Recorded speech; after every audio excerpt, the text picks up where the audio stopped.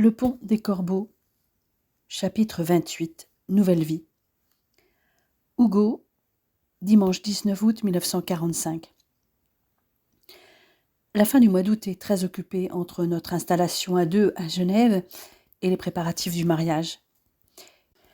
Les unions franco-allemandes ne sont pas les plus appréciées dans cette immédiate après-guerre. Pourtant, des couples se sont formés, autant entre des Françaises et d'anciens Allemands prisonniers ou non, connus pendant la guerre ou après sa fin, qu'entre des Français qui avaient été détenus en Allemagne ou des hommes envoyés là-bas pour le STO et des Allemandes. L'amour ne connaît pas de frontières et se moque des guerres. Lucie m'a suivi dans la capitale du canton de Genève et découvre avec émerveillement l'appartement que j'ai aménagé pour nous. Situé place du Bourg-de-Four, il se trouve à un peu plus de 500 mètres de mon lieu de travail. En plein cœur de la vieille ville, notre nouveau nid d'amour est clair et lumineux, au deuxième étage d'un immeuble ancien, plein de cachets. Avec ses hauts plafonds, sa cheminée, son vaste séjour et sa vue côté cour si calme, il séduit tout de suite Lucie. Elle me saute au cou en le voyant. Elle découvre au passage un aspect de moi qu'elle ne connaissait pas encore. Le musicien. Elle est stupéfaite lorsqu'elle aperçoit le piano droit dans un coin du salon. C'est la seule chose que tu ignorais de moi, parce que les circonstances ne s'y étaient pas prêtées jusque-là, mon amour, dis-je alors. Je pourrais t'accompagner quand tu chanteras. Tu ferais ça? Ça et bien plus encore. Je ferais n'importe quoi pour toi. Tu es tout pour moi. Lucie le sait, comme je sais que la réciproque est tout aussi vraie. Elle s'étonne que j'ai pu acheter le chalet de Chamonix et louer cet appartement dans un quartier assez aisé de Genève. Je lui explique que je dois tout cela à la prévoyance de mon grand-père paternel d'abord, puis à celle de mon père, qui avait placé de l'argent en Suisse dans l'entre-deux-guerres. Certes, mes parents avaient perdu l'appartement de Munich dans les bombardements, mais il y a encore la maison de Rottach au bord du Tegernsee. Ma mère a encore de quoi vivre confortablement, précisai-je à ma tendre épouse. Elle a toujours eu des goûts simples, bien qu'issus de la bourgeoisie aisée. Certes, nous avions une domestique, mais ma mère a toujours participé aux tâches ménagères avec elle. Elle adore faire la cuisine, elle n'aime pas rester inactive. À Munich, elle donnait des cours de piano. C'est ainsi qu'elle avait fait la connaissance de Maria, la femme de Joseph Müller, et qu'elles étaient devenues amies. J'imagine donc que c'est elle qui t'a appris à jouer du piano?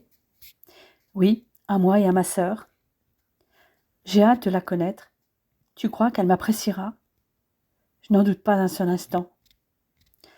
Comment va-t-elle réagir quand elle saura que je suis enceinte? Je ne suis pas du même milieu que toi. Mes parents sont de simples paysans.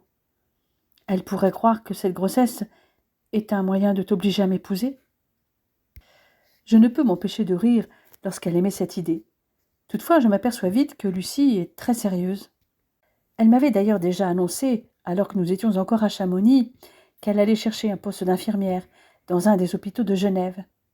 Je lui avais assuré que je pouvais subvenir à nos besoins et qu'elle n'était pas obligée de travailler pour l'instant.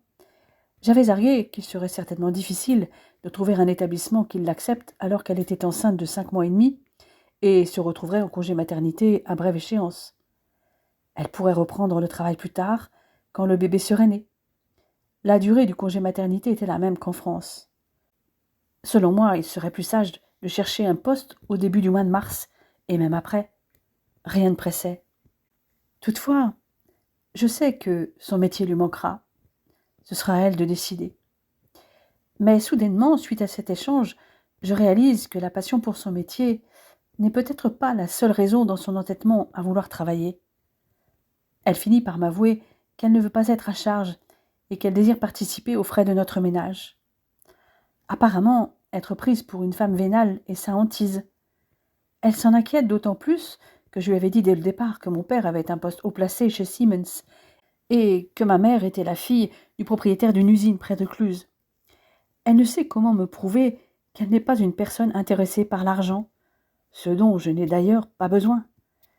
J'ai toute confiance en elle, et je ne lui ai jamais posé de questions au sujet des biens de sa famille.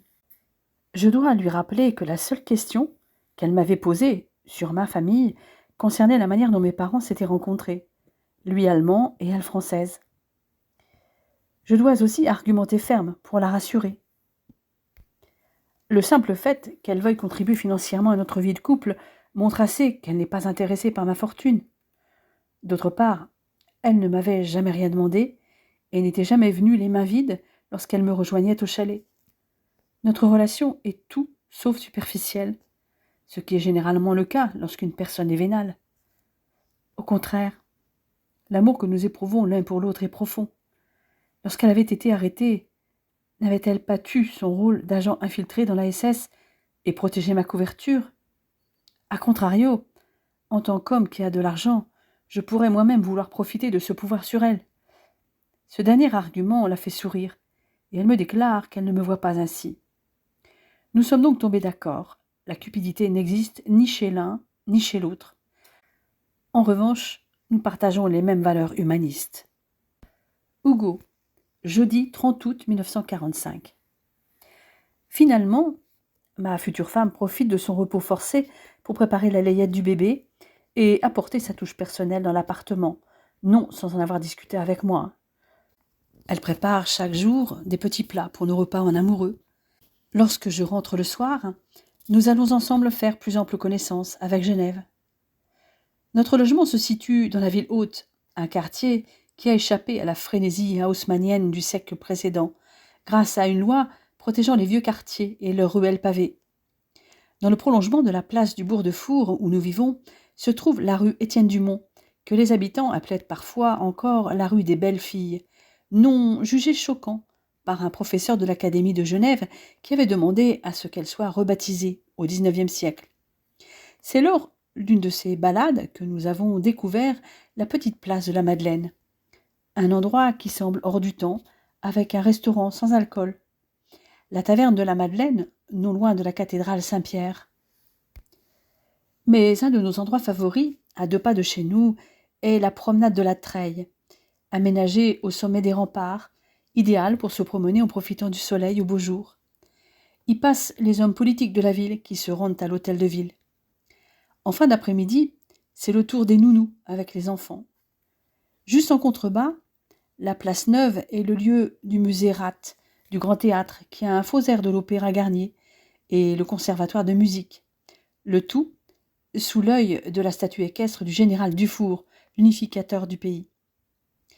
Tout près, le parc des Bastions accueille l'université, la bibliothèque publique et le mur des réformateurs, inauguré en 1917 à l'occasion du 400e anniversaire de la naissance de Calvin. Lucie m'a déclaré la première fois qu'elle l'a vu que nous étions comme des naufragés catholiques dans cette ville calviniste qu'est Genève. Je ne peux lui donner tort. Comment ne pas y penser lorsque nous contemplons les bas-reliefs sur lesquels nous avons reconnu, à gauche du groupe central, l'amiral de Coligny pour la France, Guillaume le Taciturne pour les Pays-Bas, et Frédéric Guillaume de Brandebourg, protecteur des réfugiés huguenots pour l'Allemagne. Tandis qu'à droite, nous avons identifié Roger Williams pour la Nouvelle-Angleterre, Olivier Cromwell pour la Grande-Bretagne et Étienne Bocskai pour la Hongrie. Lorsque nous avons plus de temps, nous flânons le long des quais du Léman avec son célèbre jet d'eau, point de départ pour explorer les jardins environnants, tels le jardin anglais ou le jardin des Alpes. Lucie et moi apprécions particulièrement ce dernier, entièrement gagné sur le lac à la destruction des fortifications, au siècle dernier, tout comme la rotonde et le square du Mont-Blanc. Il se situe en effet sur l'ancien port naturel des Paquis, de forme triangulaire, et le jardin est devenu la terrasse des clients des hôtels de la Paix, Richemont, Beau-Rivage et d'Angleterre, érigés aux alentours. Le petit parc est charmant avec son bassin et sa pelouse. Nous traînons entre les parterres, main dans la main, en cette fin d'août. Il paraît que le jardin est somptueux au printemps, lorsque resplendissent les fleurs des cerisiers du Japon, déclarai-je en embrassant Lucie sur la tempe. Nous pourrons en profiter avec notre bébé en landau, me répond-elle en plongeant son regard émeraude dans le mien. Je trouve déjà que les parterres de fleurs sont éclatants à cette saison. Et puis, il y a ces 2 lions de pierre à l'entrée du parc qui semblent monter la garde, et ce terre-plein incliné qui conduit à cet étonnant mausolée tout en marbre de Carrare et en pierre de Vérone. J'ai bien vu qu'il avait été érigé à la mémoire du duc de Brunswick, mais pourquoi? Moi aussi, je me suis posé la question lorsque je l'ai vu. En fait, Le duc de Brunswick a été un bienfaiteur pour la ville, à laquelle il a légué toute sa fortune. Rien que ça, mais pourquoi Genève? Car si je ne m'abuse, vu son nom, cet homme était allemand. Exact, chérie. Mais ce duc de Brunswick a été déclaré incapable de régner et remplacé par son frère cadet. Il s'est d'abord exilé à Londres, puisqu'il était le neveu du roi George IV, puis ensuite à Paris.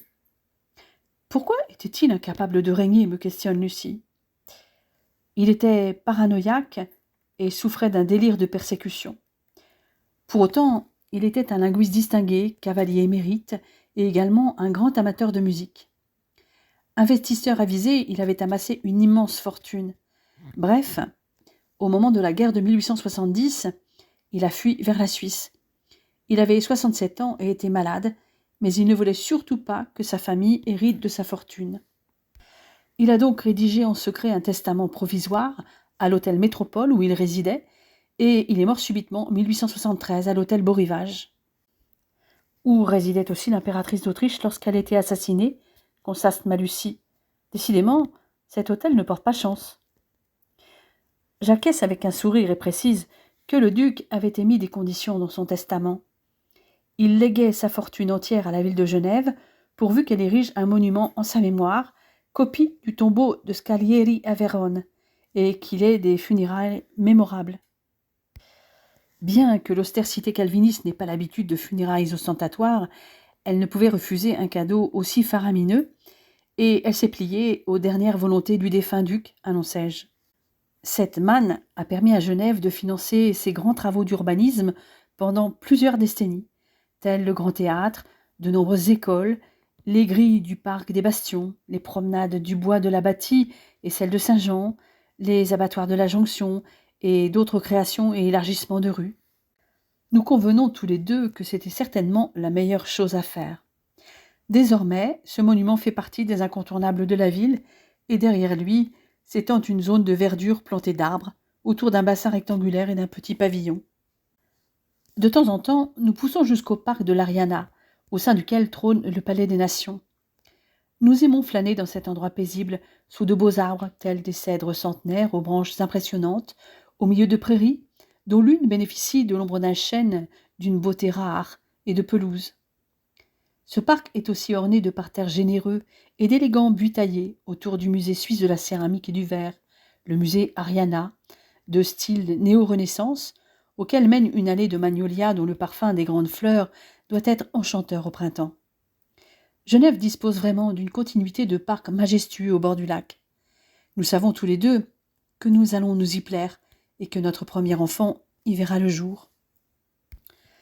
Lucie, samedi 8 septembre 1945. Ce matin, nous prenons le train pour Valorcine, et nous ne sommes pas seuls. Madeleine Steinert et sœur Ingrid Marie nous accompagnent.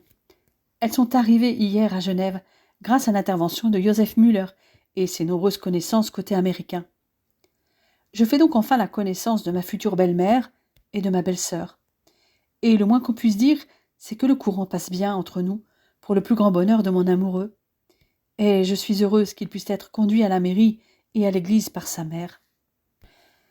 J'étais revenue voir Mathilde 3 fois pour des essayages, à chaque fois en fin de semaine pour qu'Hugo puisse m'accompagner. Toutefois, il devait rester au chalet, car il était hors de question qu'il voie la robe de sa future femme. Cet après-midi du 8 septembre, je viens pour mon dernier essayage, accompagnée de ma belle-mère et d'Ingrid que je présente à mon amie. Madeleine, qui me considère déjà comme une seconde fille, est surprise par mon choix et ravie. Elle en comprend les raisons immédiatement. Le mariage va avoir lieu en France, mais la Bavière sera représentée dans ma robe de mariée avec un dirndl revu selon les moyens disponibles. Et Madeleine trouve le résultat bluffant. Qui plus est, si un jour je vis en Bavière, je pourrais le porter, puisque la couleur du corsage sans manches à l'encolure droite et de la jupe est un bleu glacier très pâle. Mathilde a réussi à la confectionner avec le brocart damassé, réservant le satin pour le tablier. Quant à la blouse portée sous le dirndl avec son encolure en forme de cœur et ses manches s'arrêtant juste au-dessus du coude, elle est en dentelle blanche. « Vous êtes magnifique, Lucie. Je crois que si Hugo n'était pas déjà si amoureux, il le deviendrait rien qu'en vous voyant. Vous avez très bon goût. Je rougis jusqu'aux oreilles sous ce compliment sincère de ma belle-mère. Je sais maintenant comment je vais pouvoir l'aider pour votre bouquet de mariée, ajoute Madeleine. Ingrid et moi allons vous laisser toutes les deux maintenant. Je vais me rendre utile et vous préparer un bon dîner. Mon ami et moi en profitons pour peaufiner le programme du lendemain. Mathilde passera la nuit précédant son mariage à Chamonix, siège de son atelier où réside la plus grande partie de sa clientèle. Zion vit à Valorcine et y travaille dans la petite exploitation de nos parents. La jeune couturière l'y rejoint généralement le dimanche. Elle a prévu d'aménager les jours et les heures d'ouverture de sa boutique pour pouvoir rejoindre le plus souvent son futur mari, qui se prépare à devenir moniteur de ski l'hiver pour compléter ses revenus. À l'inverse, je resterai avec Hugo dans le chalet du chemin de la Floria. Il est hors de question que nous soyons séparés, même une seule nuit. Peu m'importe la tradition que ma mère aurait bien voulu me voir respecter. Mathilde et moi avons donc prévu de prendre le train en fin de matinée et de nous préparer toutes les deux dans le chalet de villa. Madeleine et Ingrid nous accompagneront pour aider ma mère dans les préparatifs du repas. Hugo viendra nous rejoindre en tout début d'après-midi. Il est prévu que son oncle et témoin l'amènent en voiture. En outre, Hugo a eu la confirmation que son oncle Eugène, veuf depuis 1939, viendra avec ses 2 enfants. Robert, né en 1921, qui prendra les rênes de l'entreprise familiale à son heure, et Suzanne, née en 1924. Mon futur mari adoré m'a expliqué qu'Eugène avait pris la direction de l'usine en 1936, à la place de son père qui commençait à se faire vieux. La tâche n'avait pas été facile, car l'entreprise devait continuer à innover pour pouvoir répondre aux besoins du marché et durer. Pour cela, elle devait disposer d'une manœuvre compétente. Former les ouvriers aux nouvelles technologies était devenu une nécessité, car ne devient pas un mécanicien ou décolleteur qui veut. Près de la moitié venait de Suisse. Il avait fallu aussi s'adapter aux réformes sociales du Front populaire, comme la réduction du temps de travail à 40 heures par semaine et la création de 2 semaines de congés payés. Puis son épouse était décédée juste avant la guerre et l'occupation, époque à laquelle l'usine avait été réquisitionnée par les nazis.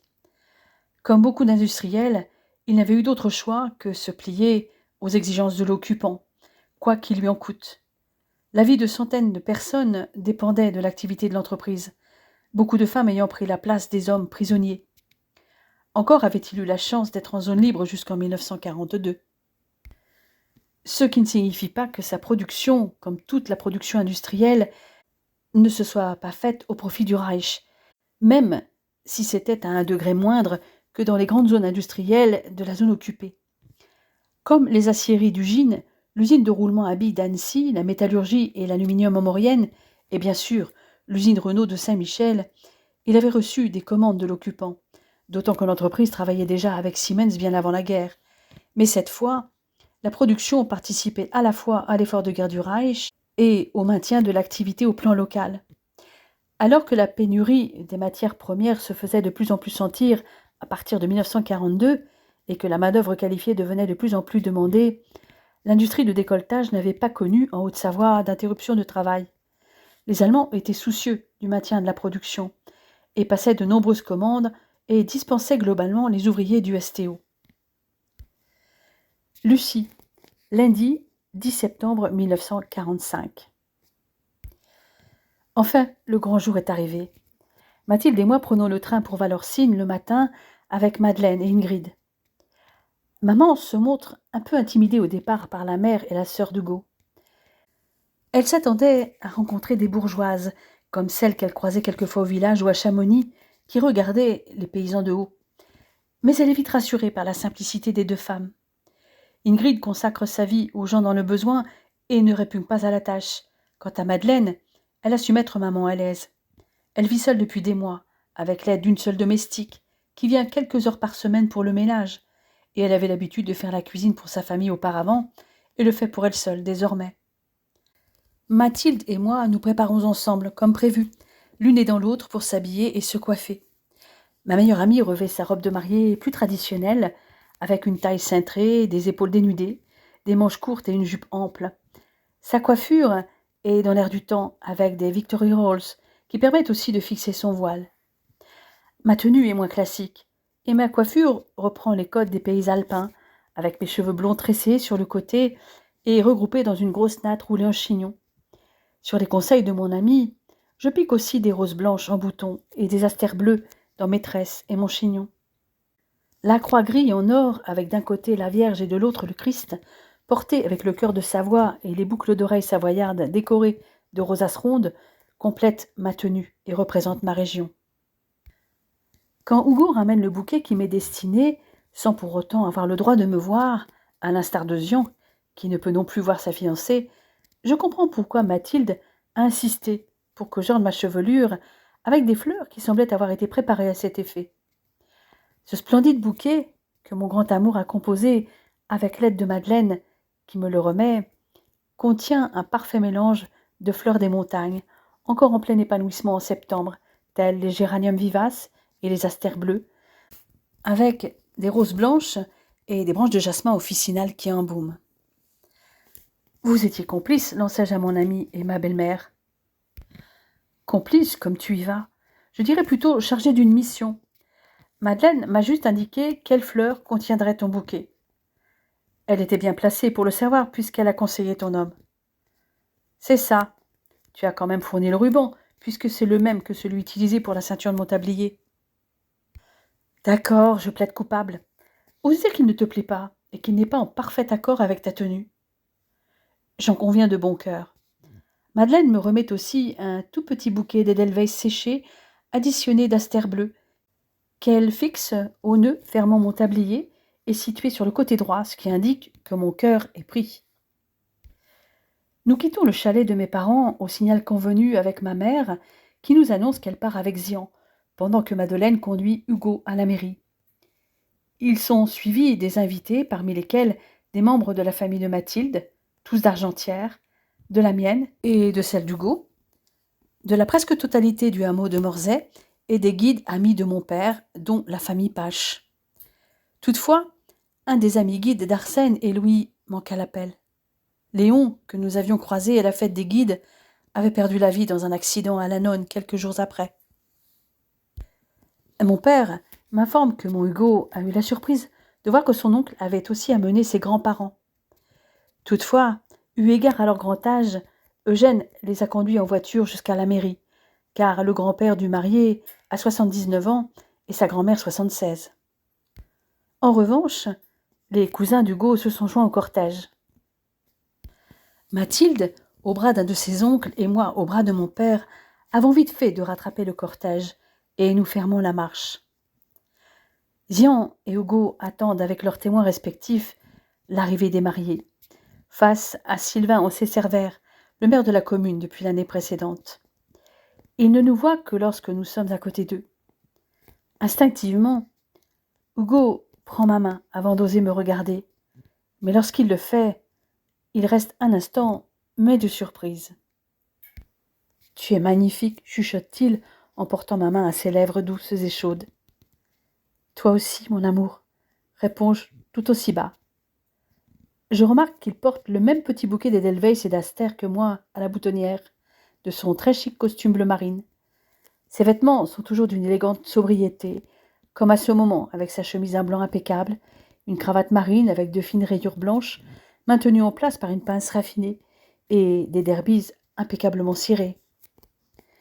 Bien qu'il y ait deux unions à célébrer, le temps nous paraît s'écouler assez vite, jusqu'au moment de l'échange des consentements et du baiser autorisé par le maire. Mon Hugo ne lâche ma main que pour signer le registre.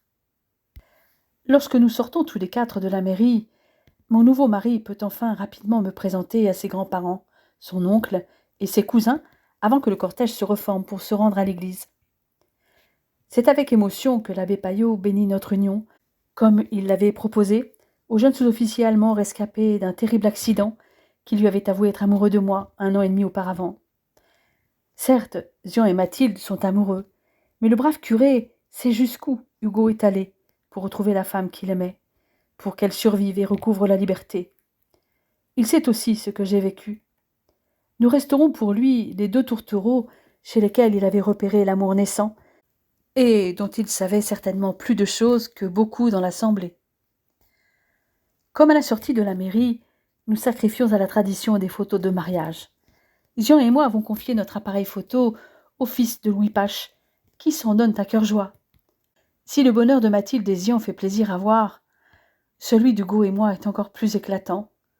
J'exulte au bras de mon beau mari, qui rayonne littéralement. Nous avons tellement craint, l'un et l'autre, que ce moment n'arrive jamais, lorsque j'avais été arrêtée et déportée. Mais le souvenir de cette douloureuse séparation n'a pas sa place en ce jour où notre vœu le plus cher vient de se réaliser. Le joyeux cortège reprend le chemin en sens inverse pour retourner chez les De Villa, où nous attend le vin d'honneur. Seuls les grands-parents d'Hugo font le trajet, confortablement installés dans la Peugeot 402 limousine de leur fils. Les 4 jeunes mariés que nous sommes sont très sollicités. Heureusement, des jeunes filles du village font le service. Ainsi, maman peut rester avec mon père et prendre le temps de faire connaissance avec la famille d'Hugo, que Madeleine leur présente. Ils sont tous en train de discuter quand enfin Hugo et moi pouvons les rejoindre. « Te voilà enfin, mon grand », lui dit sa grand-mère en l'étreignant. « Comme tu as changé depuis que nous nous étions vus en 1933. Heureusement tu nous écrivais, tout comme ta mère. »« Mais non, Marthe, Hugo était venu nous voir en 1936, tu ne te rappelles pas ?» la coupe son mari. « Ah oui, c'est vrai, avoue la vieille dame. En tout cas, tu es devenu un bien bel homme, et tu as choisi une très jolie femme. » Hugo sourit au compliment en m'enlaçant étroitement. Son oncle ne manque pas de remarquer le geste, et son cousin également. Ce dernier profite que je réponds aux questions des grands-parents Larraux pour se moquer de son cousin. « Eh bien, dis donc, cousin, tu es un sacré vénard, dénicher une telle beauté, et tout ça en étant allemand, qui plus est dans la SS. Tu as raison. J'ai beaucoup de chance, Robert. Mais crois-moi, ce n'était pas gagné au départ. C'est surtout quand elle a eu la certitude que je n'utilisais mon statut de SS que comme couverture, qu'elle a laissé libre cours à ses sentiments. Moi, j'étais déjà fou amoureux. En tout cas, maintenant, nous pourrons nous voir plus souvent, car si j'ai bien compris, vous vivez à Genève. En effet, et vous êtes les bienvenus quand vous voudrez, à Genève ou à Chamonix, puisque j'ai acheté le chalet dans lequel vous vous cachiez tous les deux pour vous aimer, le couple Suzanne. Comme c'est romantique. C'est ça, répond Hugo avec un sourire rêveur, tandis que je me rapproche et m'accroche à son bras. Sans tenir compte du regard des autres, il m'attire à lui pour un tendre baiser. Suzanne regarde la scène avec envie, et son frère raille son air béat. En retour, il a droit à un coup de coude dans les côtes qui le fait grimacer. « Je vois que vous vous chamaillez toujours comme des gamins, » intervient leur père. « Vous aussi, Lucie, vous subissez les moqueries de votre frère ?»« Quelquefois, mais le plus souvent nous nous entendons très bien. Nous étions très complices enfants, peut-être parce que j'étais un vrai garçon manqué, toujours à crapahuter dans la montagne avec lui l'été et à skier l'hiver. La seule chose dans laquelle il est moins à l'aise que moi, c'est le patinage. » Suzanne saisit la balle au bond pour charger son frère, qui passe son temps à la traiter comme une gamine, une incorrigible rêveuse qui ne pense qu'au prince charmant. « Ose dire que c'est faux, » se défend Robert.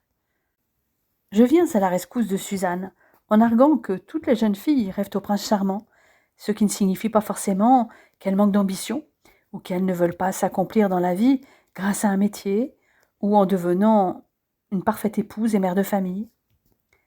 D'ailleurs, les hommes aussi ont souvent en tête un type de femme idéale. En revanche, ce n'est pas forcément celle dont ils tomberont amoureux. Cette remarque laisse Hugo pensif. Je devine à quoi il songe, car il ne me cache rien.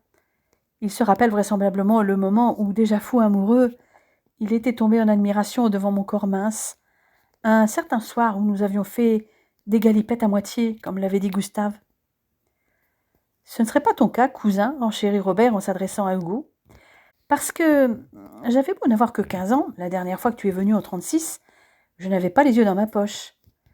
Tu plaisais beaucoup aux filles, et celle que tu entraînais à l'écart pour les embrasser, si ce n'est plus, ne ressemblait pas vraiment à Lucie. » Hugo jette un regard navré, presque désespéré vers moi, qui est tout oui. Son cousin a vraiment l'art de mettre les pieds dans le plat. « Allez, mon cœur, tu peux bien le dire, il a prescription maintenant, lui chuchotai-je. Je suis sûre que tu étais attiré par les filles avec une poitrine opulente et des formes généreuses. C'est vrai. Et quand je t'ai vu, j'ai tout de suite su que ce serait toi et personne d'autre. Je n'avais jamais vu une femme aussi jolie. Tu m'as fait penser à un biscuit de Sèvres de Falconet qui représentait une nymphe et qui descend au bain et qui se trouve au Louvre. Et moi, je n'avais pas vraiment de type d'homme bien défini. Brun ou blond, ça m'était égal, mais dans mon esprit, il serait grand et avec des yeux clairs. Mais à aucun moment je n'avais imaginé qu'il serait allemand. Ce qui est certain, dis-je en me tournant vers Suzanne, c'est que notre prince charmant existe, mais il arrive souvent au moment où on s'y attend le moins. C'est ce qui s'est passé pour moi, et je l'ai tout de suite su, même si j'ai refusé l'évidence au départ. Je me tourne alors vers Hugo, qui me contemple avec une lueur dans les yeux qui révèle à tous ce qu'il ressent pour moi. Il m'attire à lui pour un fougueux baiser. Je t'adore, Sternchen. Te rends-tu compte que non seulement tu portes une tenue traditionnelle bavaroise, et qui plus est, tu arbores les couleurs de la Bavière. Je l'ignorais, mais j'ai choisi cette tenue parce que tu avais dit que chez toi, les femmes en portaient une semblable pour se marier. J'ai voulu représenter à la fois ta région et la mienne. Et moi aussi, je t'adore. Et le mot n'est pas assez fort. Nous sommes à ce moment seuls au monde, bien qu'au milieu de tous les invités. En fin d'après-midi, il ne reste plus que les invités au mariage. Et le repas, comme toute la soirée, passe très vite. Un des guides, ami de mon père, joue de l'accordéon et fait danser les convives. Je suis sollicitée pour chanter, et je m'y plie avec plaisir pour des titres joyeux. Toutefois, je me remémore les soirs où je chantais à Ravensbrück, où c'était un moyen d'oublier la guerre, les barbelés du camp. J'avais parlé à Hugo du Verfügbar aux Enfers, dans lequel j'avais joué et chanté avec mes camarades de misère. Il m'avait lui-même entendu chanter au Revire. Après plusieurs titres, j'annonce enfin à l'assemblée que j'interprète une dernière chanson. Cet air, je ne l'ai pas interprété depuis un moment. La dernière fois, c'était au camp de Ravensbrück. Mais cet air m'a peut-être aussi permis de survivre, car il devait rappeler quelque chose aux gardiennes. Ne dit-on pas que la musique adoucit les morses ? Je murmure alors le titre à l'accordéoniste, qui sourit en entendant ce que je veux interpréter. Le coucou. Hugo, comme toute sa famille, a la surprise de m'entendre yodeler. Il ne s'attendait certainement pas à entendre ce type de chanson folklorique si courante dans les pays alpins germanophones. Pour lui, il se pratique dans le Tyrol, dans le sud de la Bavière, donc chez lui, et en Suisse alémanique. Mais il est vrai que le yodel pouvait s'être propagé à la Suisse romande et à la Savoie. J'en suis la preuve. Il comprend aussi pourquoi ce chant avait eu un impact sur les Aufseherinnen. Je laisse la place ensuite à la musique de danse. Eugène raccompagne en voiture ses parents et Ingrid, qui a beaucoup discuté avec l'abbé Payot. Les Larot et les Steinert vont dormir à l'hôtel du Mont-Blanc, où Eugène a réservé des chambres pour sa famille, hôtel qui appartient aux parents du maire de Valorcine. Mais il revient rapidement pour finir la fête avec Madeleine et ses enfants, qui n'ont pas encore envie de dormir. Il n'a pas encore dansé avec sa sœur et il en profite.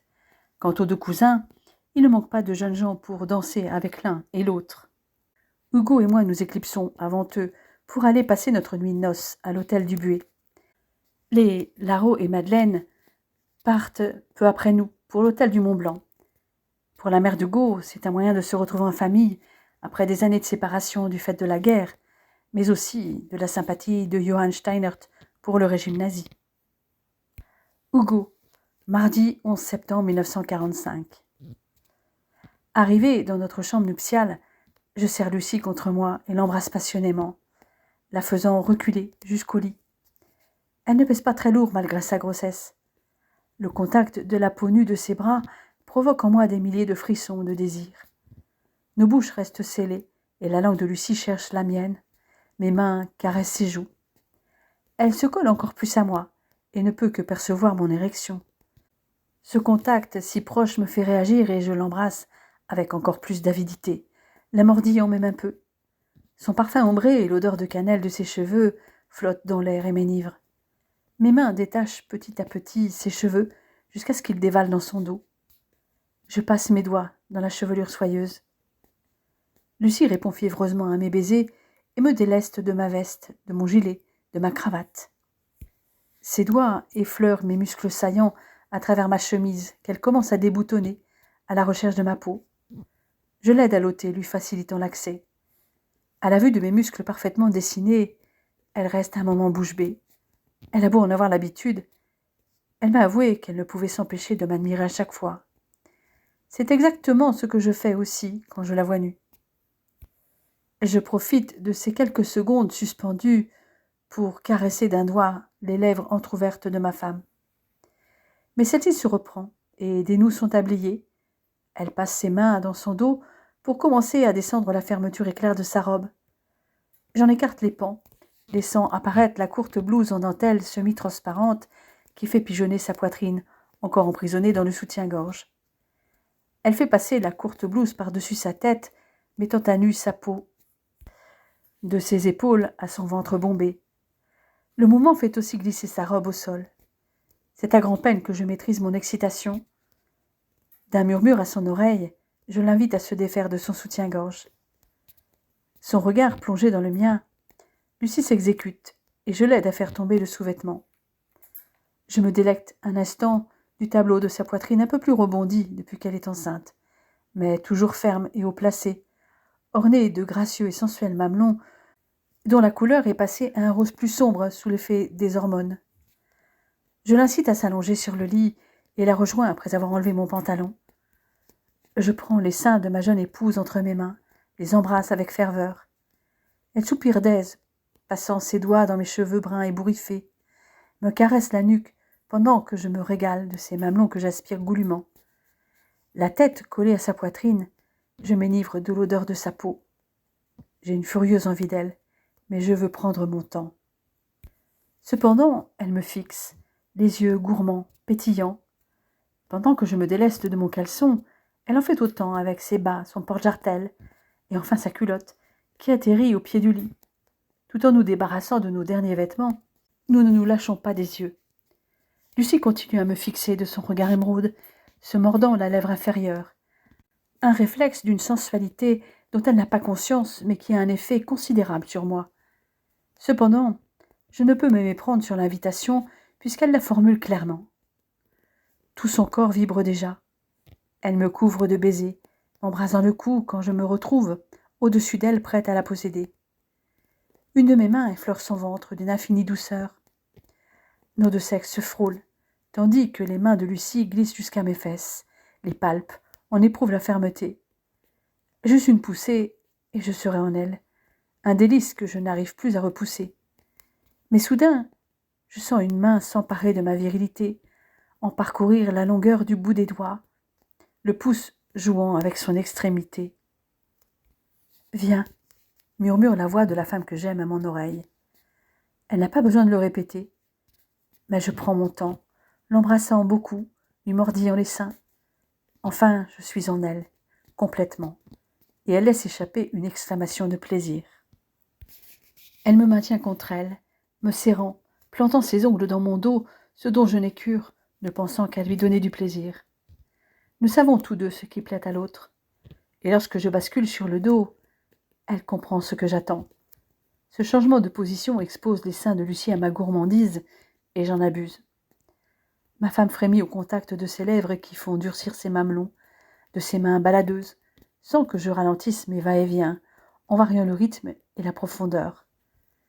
Après quelques minutes de pur délice, elle me demande de changer à nouveau de position, se détachant un bref instant de moi, pour s'allonger sur le dos, la tête renversée, totalement offerte. Je me glisse entre ses cuisses et sens qu'elle enserre mon bassin entre ses jambes. Lucie ferme les yeux par instants, s'abandonnant à mes coups de boutoir, mais les rouvre aussitôt comme si elle avait peur de rater quelque chose, car elle observe sur mon visage les signes du plaisir que j'éprouve. Moi aussi, je guette ces signes. Brusquement, des contractions parcourent tout son corps de future maman, venant de son ventre, des contractions qui n'ont rien à voir avec le bébé. Je les ressens et me laisse entraîner dans la jouissance. Mon plaisir est violent, irrépressible. Secouée par un puissant orgasme, je laisse échapper un cri. Et Lucie, encore ivre de celui qu'elle ressent encore, m'observe, alors que je la maintiens encore par les hanches, mon sexe encore profondément planté en elle. Puis je la caresse avec adoration, avant de m'abaisser vers elle pour l'embrasser. Au bout de quelques minutes, je m'extirpe d'elle et m'allonge à son côté pour l'enserrer d'un bras. « Je t'aime, chuchotai-je. Tu me rends fou. Toi aussi, tu me rends folle. C'était magique. Encore plus que ça, Sternchen. C'était prodigieux. J'ai bien envie de recommencer. » Quelques secondes passent sans qu'elle réponde. Collée à son dos, j'ai le visage enfoui dans ses longs cheveux blonds. Par le nez, par la bouche, j'aspire leur odeur de cannelle. J'entends sa respiration s'accélérer. Je perçois le rythme rapide de son cœur sous mes doigts. « Tu veux remettre ça ?» dit-elle enfin. Sans se retourner, elle tâtonne, puis s'empare de mon sexe qui, au contact de ses doigts fins, retrouve une certaine vigueur. Et lorsqu'il frôle l'intimité de ma femme adorée, qui modifie la position de son bassin pour l'accueillir de nouveau, il s'érige, de nouveau prêt à la pénétrer. Lucie tourne son visage vers moi, et je peux y lire les sensations qu'elle éprouve sous mes assauts. Puis, après plusieurs minutes, elle se met à haleter, à lâcher de petits cris, et je perçois les spasmes qui compriment ma virilité. Je sens venir l'inévitable. Le plaisir nous submerge de nouveau, bref et violent. La tête nous tourne, des étoiles défilent devant nos yeux. Chaque sensation que nous percevons est amplifiée par la félicité. Mes mains se glissent sur les hanches de Lucie, descendent jusqu'à son ventre, puis je me penche vers elle. « J'espère que nous n'avons pas trop dérangé notre bébé, murmurai-je. À cette heure, il doit dormir, mon amour. Nos mouvements ont dû le bercer. » En prononçant ces mots, elle tourne vers moi son visage comblé, mais dont les traits sont tirés. Je suis crevée. Je crois que j'ai besoin de dormir. Je souris et la regarde s'installer en position fétale, un bras replié sous sa tête. La finesse de ses épaules, le dessin de ses hanches et de ses fesses galbées, ses cuisses graciles, ses longues jambes fuselées m'évoquent les statues grecques. Épuisée par nos ébats, elle s'endort rapidement. D'une main, je caresse amoureusement la tête de ma belle endormie, puis je me blottis tout contre elle et sombre avec délice dans un sommeil profond, peuplé de rêves où je lui fais l'amour.